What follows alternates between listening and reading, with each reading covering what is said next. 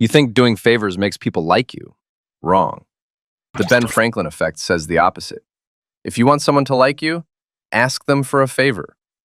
It works for one reason: cognitive dissonance. If I dislike you, why would I help you? That inconsistency creates mental friction.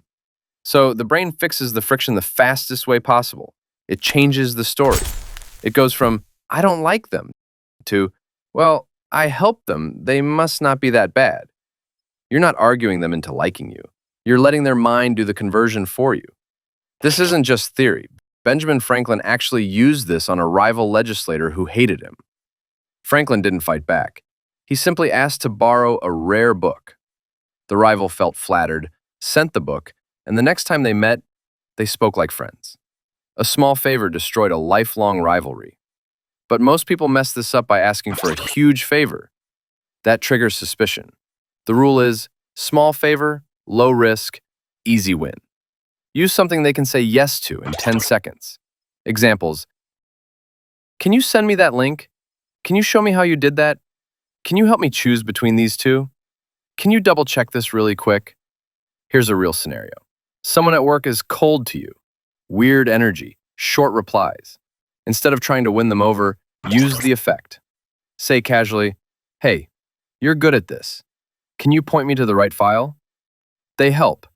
And now their brain has to explain why they helped you. And that explanation is where the shift happens. Because once someone invests even a tiny bit of effort into you, their brain starts treating you like you matter. Effort creates justification. Justification creates a softer attitude.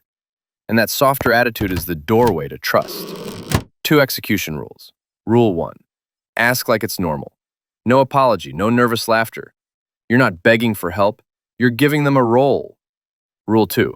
Don't turn it into a bonding moment. After they help, seal it with one line. Perfect, appreciate it. Then move on. If you make it emotional, you ruin the effect. Now, a critical warning. Do not use this on someone who's actively abusive. This is social hacking, not self-betrayal. If someone is dangerous, you don't make them like you. You create distance. Don't prove yourself. Just let their brain justify a small act of cooperation. That's how haters turn into allies. Quietly. If you want more social hacks, click the Dark Psychology 101 playlist.